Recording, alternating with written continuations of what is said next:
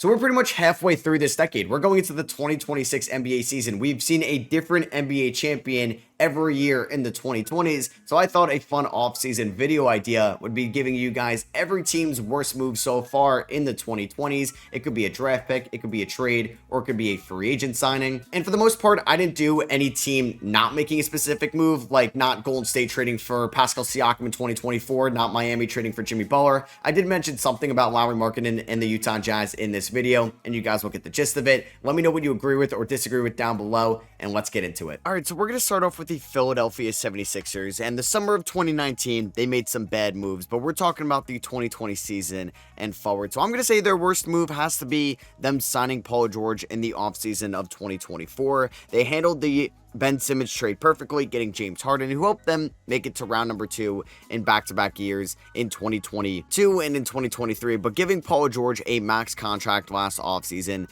could maybe signal the end of the process era, which will be at least trying to win a championship with Joel Embiid as your top paid player, just because now Paul George making max money really limits what the Sixers can do financially over the next few years. We saw it play out this offseason because they weren't able to give Quentin Grimes a nice contract to start off the offseason. I'm recording this without him on sign, so who knows if that's going to hinder Quentin Grimes' long-term effect on the Sixers. They're going to eventually have to pay VJ Edgecombe. They paid Tyrese Maxey, but they created that max cap space to go out and get Paul George, who looked like he was declining in the 2025 season. He averaged 16 points. He shot 35% from 3, but didn't look the same. He wasn't getting to the free throw line as much as he did in the 5 years prior with the LA Clippers. And the fact that Paul George has a cap hit of $51.5 million this year, 33% of the team's total cap space. Next year, it's still 32%. And in 2028, also 32% of the team's total cap space. It ascends in value. It has a $56 million player option in 2028. And I'm sure Daryl Morey and the Sixers front office would really like to have this one back. For the Toronto Raptors, there's a couple ones that can go in here. You could talk about the Jakob Poeltl trade. You could maybe just talk about overall the OG Anunoby and Pascal Siakam trades, or you could talk about the Thaddeus Young trade they made at the 2022 deadline. And I really forget at times they gave up a first-round pick for Thaddeus Young in February of 2022. That first did end up being Malachi Branham, so it's not like they lost out on a really talented player, but they could have definitely used that draft pick in the 2022 draft. Maybe I'm just going to lump those 4 trades in here together today. I think I'm just going to end up going with what they did in return for Pascal Siakam and OG Anunoby. At the time, Raptors fans, and I'm sure their front office, was very excited about getting RJ Barrett and Emmanuel Quickley and a second-round pick for OG Anunoby, but this whole offseason, they were trying to trade away RJ Barrett. They don't feel like maybe it was worth to give Emmanuel Quickley over $150 million. As for the Pascal Siakam trade, they got Bruce Brown, they got a first-round pick. They were able to use a first-round pick to go out and get Ochai Agbaji. They got Jacoby Walter in this trade, and they used that 2026 first-rounder to go out and get Brandon Ingram. And I just think the front office maybe would have liked to redo those trades, or honestly just keep Pascal Siakam around Scotty Barnes. Who would you rather have in the 2026 season, Siakam or Brandon Ingram next to Scotty? I feel like everybody would say Pascal Siakam, especially for what he just did for the Indiana Pacers in the 2025 playoffs. So I think you could just go with some of the trades they have made this decade, but Raptors fans would love to know in the comments, would you go with the Pascal trade, the OG trade, the Jakob Poeltl trade, trading the pick that ended up being Rob Dillingham, or would you go with the Thaddeus Young trade at the 2022 deadline? For the New York Knicks, we are going to go back to the 2020 NBA draft, and we're going to talk about a team who needed a point guard, who selected Obi Toppin over Tyrese Halliburton. Yeah, I'm going to talk about the way they handled the 2020 NBA draft, at least in the lottery part of it, because them getting Emmanuel Quickley with pick 25 was phenomenal value, but this could have really turned the franchise around. I don't get to this day why they drafted Obi Toppin when they already had Julius Randle at the power forward spot, and Obi Toppin was this hyper athlete coming out of Dayton, was one of the best players in college basketball, who they just stuck in the corner throughout his first few years in New York. They would later trade him for multiple seconds to Indiana in the 2023 offseason, and who knows where the Knicks could have ended up if they drafted Tyrese Halliburton. Who knows if they would have ended up with Jalen Brunson. I get that. You could also talk about them signing Evan Fournier in the offseason of 2021, giving him a 4-year, $73 million deal to be basically unplayable throughout the final few years of the contract. They were able to use his salary to go out and match Bojan Bogdanovic. I just think it's between those two decisions for the New York Knicks. It is funny because they were a very embarrassing team in the late part of the 2010s, but the 2020s have been kind to the Knicks so far. far. For the Nets, it could just be anything involving James Harden, them going out and trading for James Harden, or it could be them trading away James Harden to the Philadelphia 76ers. They were a team that shocked everybody when they got Kevin Durant and Kyrie Irving in the offseason of 2019, and at the early part of the 2021 season, they pulled the trigger on another blockbuster deal. It ended up being a 4-team trade where they got James Harden from the Houston Rockets in exchange for basically Jared Allen, Karis LeVert, and some future draft capital. James Harden was a really good Brooklyn Net, and it is a shame to this day we didn't really get to see that many games with James Harden, Kevin Durant, and Kyrie Irving all in the lineup. In 2021, Harden averaged 24 points, 11 assists, and 8.5 rebounds a night. And then in 2022, he played 44 games with the Nets, and he averaged 22 points, 10 assists, and 8 rebounds, but then publicly requested a trade, and he ended up getting sent over to the Philadelphia 76ers, in which the main asset coming back was Ben Simmons. It was an intriguing trade at the time, having Ben Simmons, who did not want to play in Philadelphia anymore, to be around Kevin Durant and Kyrie Irving, but it just did not materialize whatsoever. They basically sent away Paul Millsap and James Harden for Seth Curry and Andre Drummond, who didn't spend a long time in Brooklyn. Ben Simmons, we know how that one ended up, where he only spent 90 games healthy for this team across 2.5 seasons. It was a disaster. He was quickly turned into the worst contract in the NBA, and they also got a first-round pick that they traded it for Royce O'Neal in the following offseason, and that pick ended up being Bryce Sensabaugh. So yeah, you could probably say the worst move the Nets made was trading away James Harden, which is a shame too, because the start of the 2020s, we thought the Nets could have won multiple rings this decade. For the Boston Celtics, it could be just the Kemba Walker fiasco, but they were able to get Al Horford in that salary dump, so it worked out. I'll just say them trading away Desmond Bane in the 2020 draft. Yeah, they had Desmond Bane in their possession, but then they traded away the pick for a return of just a couple seconds, which ended up being Keontae Johnson and Kobe Sanders. Desmond Bane could have been on a team with Peyton Pritchard, Jaylen Brown, Jason Tatum, Al Horford, and could legitimately been a perfect complementary piece around those guys. The Celtics haven't made that many bad decisions this decade. They've made very good trades, getting Malcolm Brogdon, getting Derek White, trading away Marcus Smart at the right time, trading away Robert Williams and Malcolm Brogdon at the right time as well for Drew Holiday, trading for Kristaps Porzingis. This team has made very good moves on the margins and with their home run swings, but I would say just not keeping the draft rights to Desmond Bane on the night of the 2020 draft was an L by them. For the Jazz, this one is kind of tough because they haven't really made one single bad move. You could just say it's, the Rudy Gobert trade, the Donovan Mitchell trade, but I think those still worked out for them. It's probably not trading away Lauri Markkanen last offseason. I know I said I didn't really want to do hypotheticals throughout this, but they definitely had a good offer from the Golden State Warriors on the table, or you could just say it's them not bottoming out in 2023. So yeah, it's not a single move, but it's them just being way too competitive in the 2023 season, where they went 37-45. They were too good to land somebody like Amen Thompson, Brandon Miller, or Victor Wembanyama at the top half of the 2023 draft. So they ended up with Taylor Hendricks with the 9th overall selection. So that could just be their bad move, just being too good in 2023. Jazz fans, you can let me know. The Jazz were definitely one of the tougher teams to figure this out at the moment. So I'd love to know what you guys think was their worst move. As for the OKC Thunder, they're a funny team to talk about here because they've made good move after good move this decade, getting Isaiah Hartenstein, drafting J-Dub and Chet Holmgren. They ended the 2010s with a phenomenal move, going out and getting Shai Gilgeous-Alexander in return for Paul George. This team got Isaiah Joe, Aaron Wiggins in the second round. Lou Dort was a phenomenal pickup for them, who was an undrafted player. But they made a bad decision in the 2022 draft. They traded away multiple first-round picks to trade up for the 11th overall selection. They ended up sending those picks to the Knicks. Those two first-rounders ended up being basically Nick Smith Jr., Johan Berenger, and a first-round pick from the Washington Wizards that may not even convey to the Knicks in exchange for Ousmane Dieng. So yeah, they actually leapfrogged themselves to get the 11th overall pick to take Ousmane Dieng over Jalen Williams.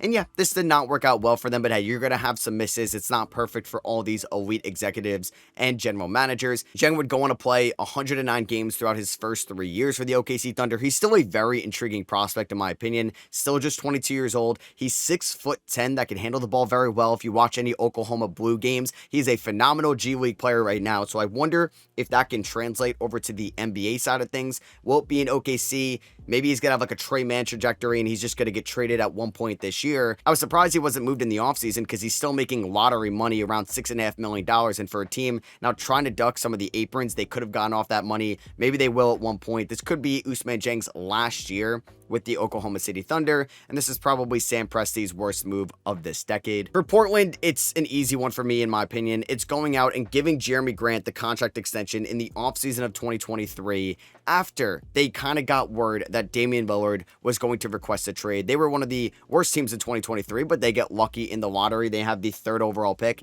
and they're getting the successor to Damian Lillard in Scoot Henderson. And then we get word right around moratorium that Damian Lillard is going to request a trade. He eventually got moved 2 months later in September to the Milwaukee Bucks, but they could have backed out on the extension they gave Jeremy Grant, who when they offered it to him, they thought he was going to be a co-star with Damian Lillard. And Jeremy Grant got paid $27.5 million in 2024, $29 million in 2025, and he's still owed basically $100 million over the next 3 years. It is not a good contract whatsoever. He's got a $36 million player option in 2028, and this is for a player that's 31 years old, that averaged 14 points, who shot under 40% from the field last year, did not look locked in defensively whatsoever, and only played 47 games. The Blazers were one of the more exciting teams in the second half because of Klingon, Denny, Kamara, Scoot, Sharp, definitely not Jeremy Grant. It's one of the worst contracts in the league right now in my opinion, and I'm sure Joe Cronin would like to have this one back. For the Minnesota Timberwolves, it was probably the biggest trade that happened at the 2020 trade deadline when they decided to trade away their 2021 first-round pick to Golden State,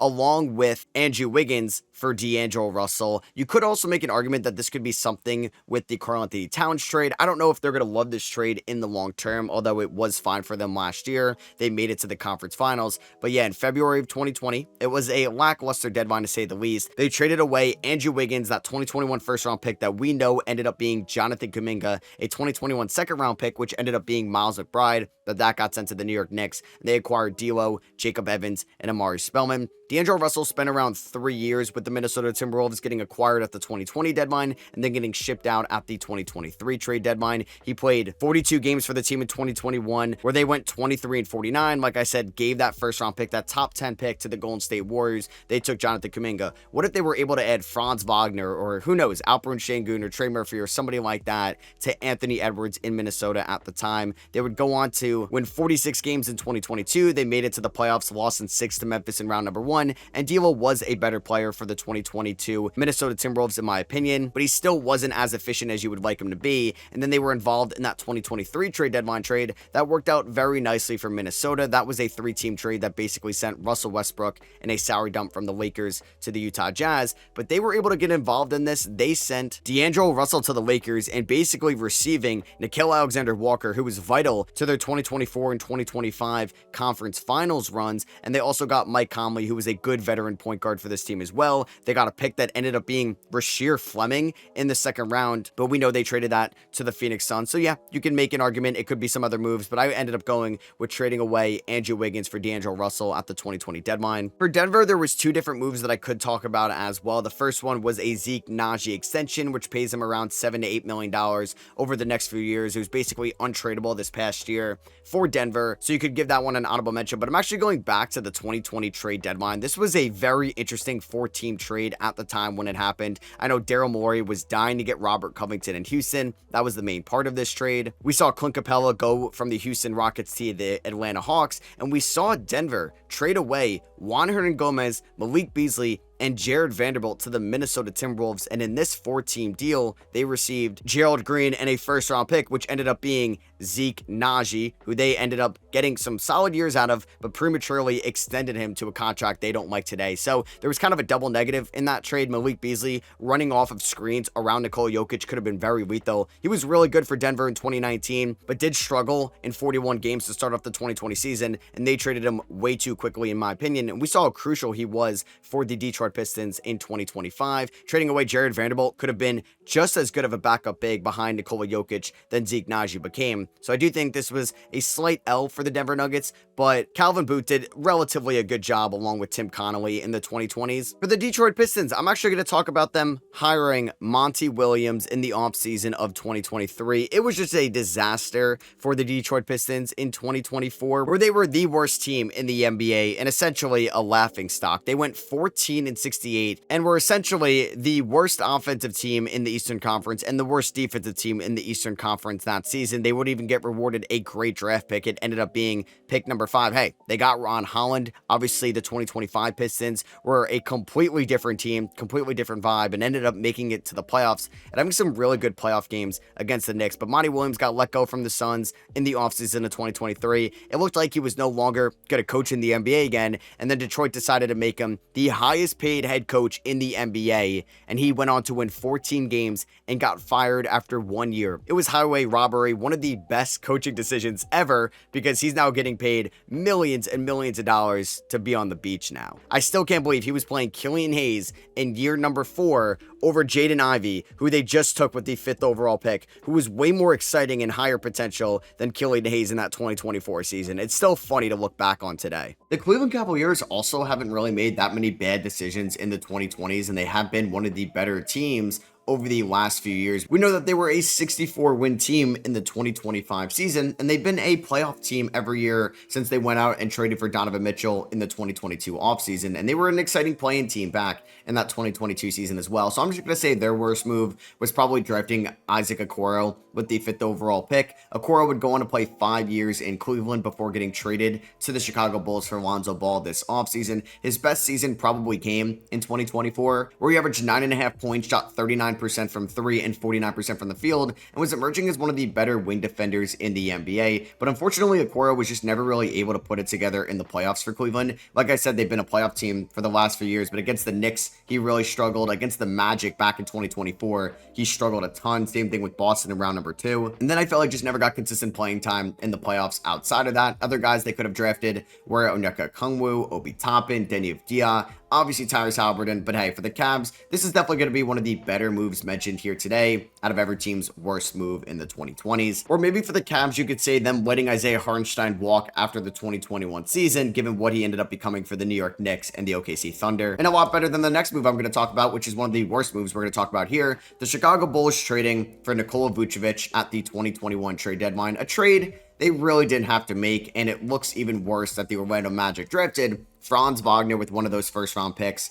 in the 2021 draft. They basically sent Wendell Carter Jr., a rising young big in the league, Otto Porter to match a salary, a 2021 first-round pick who the Magic used to draft Franz Wagner. So the Bulls traded their first round pick, which still ended up in the top 10. They traded a 2023 first round pick, which was top 4 protected. That ended up being Jett Howard. So they could stomach that one a little bit more. But Nikola Vucevic is now basically untradeable and has been in Chicago for the last few years. He was abysmal for them in 2024, but rebounded his value in 2025. But Franz Wagner could be a top 15 player in the league one day. So it definitely hurts to see what Chicago could have gone. But hey, maybe they were never going to draft Franz Wagner in the 2021 draft, and they could have taken Davion Mitchell or Zaire Williams, or maybe even James Bouknight or Joshua Primo. But the Bulls basically went all in 2021 around Vucevic and Zach LaVine. Then they went on to sign and trade for Lonzo Ball in the following offseason, add DeMar DeRozan. They had a really exciting first few months with that core. Then Lonzo got hurt. They got bounced in round number 1, and they've been a playing tournament team since, stuck in purgatory. For the Indiana Pacers, I'm actually going to go with a coaching hire here because I don't think they made that many bad moves either. So it's going to be them hiring Nate Bjorken as a head coach going into the 2021 season. Bjorken would only go on to spend 1 year in Indiana. They went 34-38, but this is up there with maybe Monty Williams and John Beilein as one of the worst hires in recent memory. And just the organization after missing the playoffs felt like he was a poor fit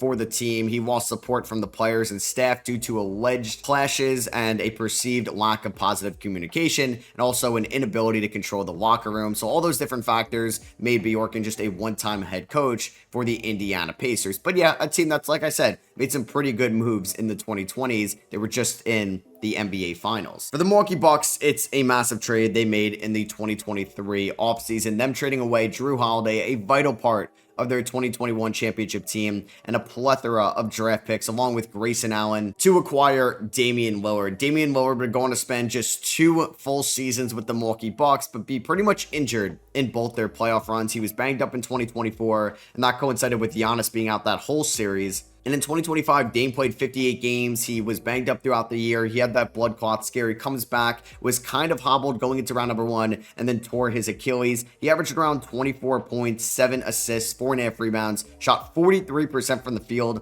and 36% from three over 131 games for the Bucks, which resulted in just one playoff win, 0 playoff series wins, and they had to waive and stretch Damian Lillard this offseason to try to build somewhat of a contending roster around Giannis Antetokounmpo, and they can go out and get Miles Turner. So basically mortgaging your future with draft capital, trading a franchise legend now in Jrue Holiday, who, like I said, was the second or third best player on that 2021 title team, for somebody that spent 2 years here, didn't really want to come to Milwaukee from the start, right? Like Dame wanted to end up in Miami or a different destination. He goes to Milwaukee, and it just never felt like it reached the full maximum potential with him and Giannis as a duo. And now they don't own a 2028, 2029, or 2030 first round picks to show for it. And another horrible trade went down in that 2023 offseason, which also kind of coincides a little bit with this trade because it was lumped in together at a certain time with DeAndre Ayton and Yusuf Nurkic. Yeah, I'm going to talk about the Phoenix Suns trading for Bradley Beal. You can even have a hot take out there and say their worst move was trading for Kevin Durant, or maybe their worst move was just Matt Ishbia being hired, because he obviously wanted to go out and get one of the biggest names in NBA history in Kevin Durant. This is something new owners do, and it's something called new owner syndrome, where they just want to make a win now move right away. After taking control of the team, they basically mortgaged their future of draft capital, Cam Johnson, Mikal Bridges, for Kevin Durant. They would go on to lose in round number 2 to Denver in the 2023 playoffs, so they thought they weren't good enough, and they traded away Chris Paul, basically every single first round pick swap they could send out that they had control of, Landry Shamet, and some others to get Bradley Beal. Bradley Beal had a no trade clause and a supermax contract they were going to be inheriting. Bradley Beal would go on to spend just 2 years in Phoenix, like Damian Lillard spent in Milwaukee. He was paid $46 million in 2024, $50 million in 2025. He's owed $53 million and $55 million from Phoenix over the next 2 years, which is going to be stretched out. He would go on to just play 106 regular season games. They also didn't have a playoff win to show for this as well, because they got swept by the Minnesota Timberwolves in round 1 in 2024. We know they didn't even make the play-in tournament with Kevin Durant, Bradley Beal, and Devin Booker in 2025. And yeah, they got nothing basically in return. They wave and stretched Bradley Beal, who was healthy. At least for Milwaukee, you kind of got the reason why, because Dame wasn't going to play at all next year. No, Bradley Beal's healthy, and they thought they'd be better off just paying him $20 million to not be on the team for the next 5 years. In 2021, the Phoenix Suns beat the LA Lakers in the playoffs, and then the LA Lakers thought, you know what, we're not good enough. We need to go out and get a third star to this team. So in the later part of the 2021 offseason, after losing to Phoenix in round number 1, after winning a title in 2020, they had kind of a banged up AD in that series. It got orchestrated into a 5-team trade, but they essentially gave up 3 good role players, a part of that bubble championship, in Kentavious Caldwell-Pope, Montrezl Harrell, and Kyle Kuzma, as well as a first-round pick in the 2021 draft, which ended up being Isaiah Jackson, to the Washington Wizards for Russell Westbrook. And Russell Westbrook in Los Angeles for the Lakers was an absolute disaster. I knew from day one it was just not going to work out whatsoever. And it's exactly what the Lakers didn't need. They needed shooters and defenders around LeBron and AD, in which they had in KCP, Kuzma, and a little bit of Montrezl Harrell's defense down low, but more so those wing guys in Kuzma and KCP. And we saw how much they missed them in that 2022 season, where Russ, who averaged a 22-point triple-double with the Wizards in 2021, went on an average 18, 7, and 7 for the Lakers in 2022. Shot 44% from the field, 29% from 3, as the Lakers went 33 and 49, and they would go on to fire Frank Vogel, who brought them to the finals and won it all in 2020. And then in the 2023 season, the Lakers would salary dump basically Russell Westbrook in a trade, having to part ways with their 2027 first round pick. It worked out to be a solid trade for them because they got guys like Malik Beasley, Jared Vanderbilt, and D'Angelo Russell in that trade. The Lakers would go on to make it to the conference finals in 2023. But yeah, the Russell Westbrook trade was a disaster from day one, and it maybe hindered LeBron's last chance of winning an NBA title. So the LA Clippers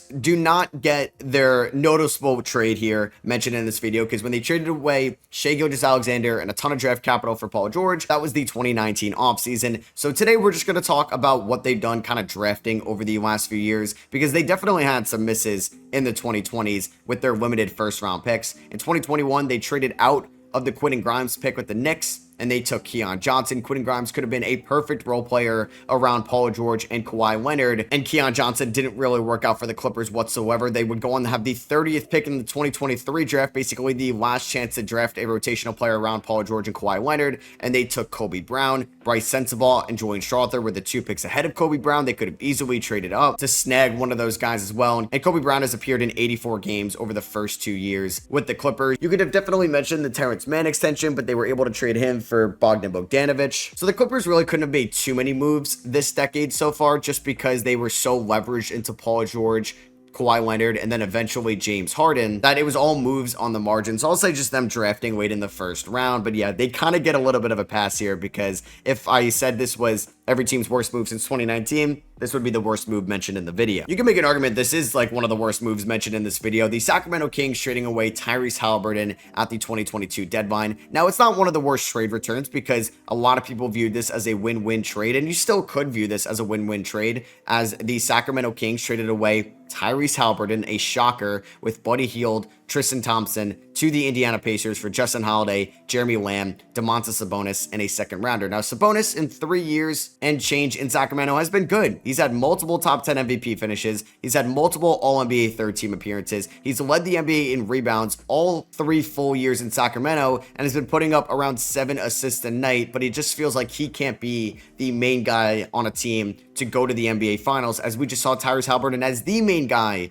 to go on a team to the NBA Finals this year for the Indiana Pacers. He's turning into one of the best three-point shooters in the NBA and was extremely clutch. Extremely, might be putting it lightly. He was generationally clutch in the playoffs in 2025 with game winners against the Milwaukee Bucks, against the Cleveland Cavaliers, against the New York Knicks, and against the Oklahoma City Thunder in the NBA Finals. And I still think to this day, if he didn't get hurt in Game 7, they would have won the NBA Finals. They had all the momentum. Sacramento at one point had a Tyrese Haliburton and De'Aaron Fox backcourt. They have neither of those guys today. You can make an argument that the De'Aaron Fox trade should be mentioned as well. I don't think they made back nicely on either one of those two trades. As for the Warriors, I'm just going to go with their 2020 draft here. It was the first draft that you could talk about here in the 2020s, and they drafted James Wiseman with the second overall pick, 1 pick ahead of LaMelo Ball. It's been reported that Steve Kerr really liked Tyrese Haliburton, and he thought they should have traded down a few spots, but ownership wanted James Wiseman because they desperately needed a center around Draymond, Clay, Steph, and Andrew Wiggins. Wiseman would go on to just play 60 games for the Warriors, 39 games as a rookie. They would win the NBA Finals in his sophomore year, but he didn't play a single game that year because of an injury.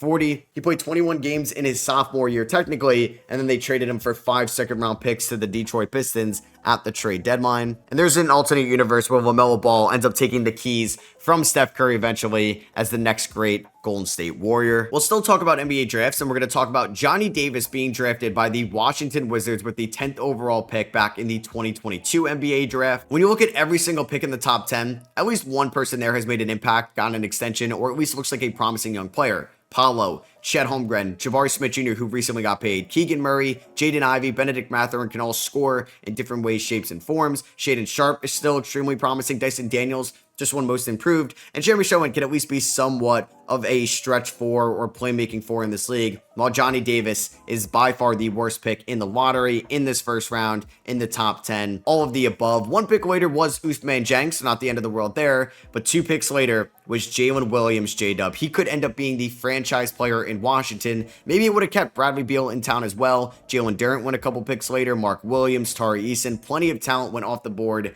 after Johnny Davis, and the fact they were able to trade away Bradley Beal also kind of eliminated me mentioning the Bradley Beal Supermax extension. But yeah, I'm just going to end up going with the Johnny Davis draft pick. You can let me know if you agree, Wizards fans. For the Orlando Magic, it's going to be them signing Kentavious Caldwell-Pope. You can look back at the Aaron Gordon trade, and at the time, you thought it was a fine return where they got basically matching salary. You got Gary Harris, RJ Hampton, and a first-round pick, which ended up being Jace Richardson for Aaron Gordon. But Aaron Gordon turned into a much better player in Denver, playing around Nikola Jokic. So I'm definitely going to go with them just signing Kentavious Caldwell-Pope in the 2024 offseason. Not great for some highly paid contracts in the 24 offseason, right? We talked about Paul George, and here for KCP, 32 years old. He played 77 games for the Magic in 2025. He would go on to shoot 43% from the field, 34% from 3, which is the lowest it's been since 2016 when he was a Detroit Piston. He averaged 8.7 points. He was a fine defender, but not a great defender, which financially was the biggest free agency contract ever given out, and definitely the largest free agent acquisition they had in maybe 25 years when they signed Tracy McGrady. Miami Heat, it's going to be a trade they made at the 2023 trade deadline. For the Miami Heat, it's going to be them trading for Terry Rozier year ahead of the 2024 trade deadline, they traded away Kyle Lowry in a 2027 first-round pick, which is lottery protected, and if the Heat are not in the playoffs in 2027, it becomes unprotected in 2028 in exchange for Terry Rozier, who would go on to not be as good for Miami in the later half of the 2024 season. He played roughly the same games as he did with Charlotte in 2024 as he did with the Heat, 30 versus 31. He would go on to average 7 less points, 23 to 16. The assist dropped from 6.5 to 4.5. The efficiency dropped as well. He went from 45 from the field to 42 from the field and did not look like the same player. And he was abysmal for the Heat in 2025. He shot 39% from the field, 29% from 3, and averaged 10 points across 64 games, and then got investigated for a betting scandal as well, adding insult to injury. There's a chance they waive him before the season even starts, and this is definitely the worst move the Heat have made this decade. This might not be the last time I mention this guy being traded, but for the Atlanta Hawks, it's definitely them trading for DeJounte Murray in the offseason of 2022. They sent just matching salary and Danilo Gallinari, along with 4 first-round picks. One was a conditional Charlotte pick, and then 2025 was Atlanta's first-round pick, which ended up being Carter Bryant. 2026 is a first-round pick swap, and 2027 is an unprotected first-round pick. So Atlanta is still paying the dividends from this trade. DeJounte Murray and the Atlanta Hawks would go on to win 41 games in 2023. They got bounced in round number 1 to the Boston Celtics in 6 games, and they didn't make the playoffs in 2024, going 36 and 46. DeJounte Murray did not look like the same player he was with San Antonio in 2022, where he was an all-star who led the NBA in steals, and it did look like the San Antonio Spurs sold high. He did have a nice statistical 2024 season, but it really didn't raise the bottom line for the Atlanta Hawks. Then they would go on to trade him to the New Orleans Pelicans in the 2024 offseason, which we'll get to probably in a little bit. For the Charlotte Hornets, you could mention 2 moves. It could be them signing Gordon Hayward in the 2021 offseason. Giving Gordon Hayward a max contract was a very, very interesting decision. It didn't really make a lot of sense at the time. I thought he was going to re-sign with the Boston Celtics, but no, he opted out and got a bag from Charlotte, where he would go on to have one solid year in 2021. He regressed in 2022. Same thing in 2023. And they traded him in the final year of his deal in 2024. And they were able to get Trey Mann for him, a rare miss by Sam Presti. You could probably mention that trade for the Thunder before. Or you could also talk about the 2021 NBA draft as well, where this kind of set the franchise back a little bit because they had a lot of momentum with LaMelo Ball at the time, with a good core around LaMelo in Hayward, Rozier, and PJ Washington that made it to the play-in tournament in 2022. But they ended up taking James Bouknight with the 11th overall pick, passing up on guys like Alperen Sengun and Trey Murphy. And then they traded with the Knicks to take Kai Jones with the 19th overall pick, passing up on guys like Jalen Johnson and Quentin Grimes. So yeah, you can make an equal argument. The worst moves the Hornets have made was just kind of the 2021 draft as a whole, or signing Gordon Hayward. Let's stay on the topic of that 2021 draft, and we're going to talk about the San Antonio Spurs selecting Joshua Primo with the 12th overall pick. The Spurs have made some really good drafting decisions this decade, getting Keldon Johnson really late, getting Devin Vassell in the later half of the lottery, getting Jeremy Sohan, getting Victor Wembanyama, getting Dylan Harper, Carter Bryant. I don't get why they took Joshua Primo, who wasn't even projected to be a lottery pick whatsoever, was barely even projected to be a first round pick, but no, they took Joshua Primo ahead of guys like Corey Kispert, Moses Moody, Alperen Sengun, Trey Murphy, and Jalen Johnson. Joshua Primo would go on to spend 50 games with the Spurs as a rookie. He started 16 of them. He shot 37% from the field and 30% from 3. And then we all know what happened leading up to the 2023 season. He eventually getting waived for that reason by the Spurs. He played 2 games for the Clippers in 2024 and has been up and down in the G League ever since. I said I would mention his name again. Yeah, we're going to talk about DeJounte Murray for the New Orleans Pelicans. You could technically say like waiting to trade Brandon Ingram because they definitely got pennies on the dollar for him. But no, I think it's them trading for DeJounte Murray in the 2024 offseason, something they didn't really have to do. I know they really wanted a ball handler and a point guard, but they traded away Dyson Daniels, who would go on to be a top 5 defender in the sport in 2025 and win Most Improved. They also traded away a 2025 first round pick, which the Hawks used to basically go out and get Kristaps Porzingis, and they traded away a 2027 swap between the Pelicans and the Bucks, a least favorable of those two. Atlanta also got Larry Nance Jr. in this trade, who could have definitely helped out for the Pelicans in 2025 just because of how bad their big man rotation was. And imagine Dyson Daniels around Herb Jones, Trey Murphy, and Zion Williamson. You would have had a lot more financial flexibility and 2 additional first round picks for DeJounte Murray, who would go on to play 31 games for the Pelicans in 2025. He got hurt after game 1, then he tore his Achilles after game 31. He shot sub 40% from the field,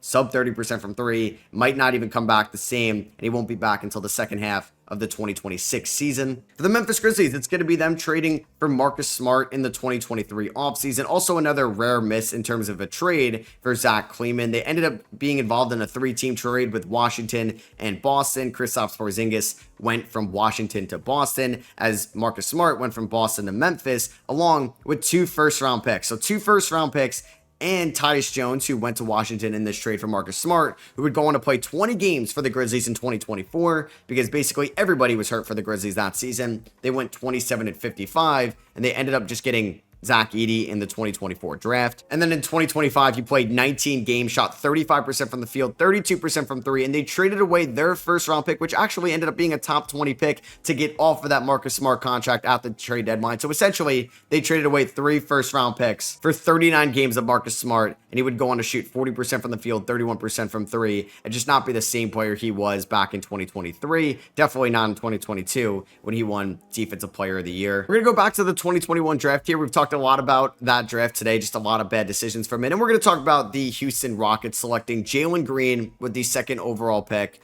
over Evan Mobley, who would go on to win Defensive Player of the Year in the 2025 season, as the Rockets were able to leverage Jalen Green in a Kevin Durant trade. And Jalen Green had his moments for the Houston Rockets. Hey, he was the leading scorer on a 2 seed in a Western Conference in 2025. But I also think the Rockets haven't made that many bad decisions this half decade as well. Rafael Stone and Ime Udoka have really turned this franchise around. And Jalen Green would go on to shoot around 42% from the field, 34% from 3. Anybody would take Evan Mobley over Jalen Green in a redraft. That's why I'm mentioning it here today, because he was also selected 2nd overall. Scotty Barnes, Franz Wagner, Jalen Suggs, Cade Cunningham were all selected here in the top 10, but they made up for it also getting Alperen Şengün with the 16th overall pick in this draft. Definitely not one of the worst moves we have talked about here today, and definitely not as bad as the last move I'm going to talk about, saving the best for last. Nico Harrison trading away Luka Doncic at the 2025 trade deadline. I mean, yeah, we're going to be talking about this one till the end of time, trading away Luka Doncic, Maxi Kleber, and Markieff Morris to the Lakers for Max Christie, Anthony Davis, and 1 first-round pick in 2029. Just 1 first-rounder. I still can't believe it.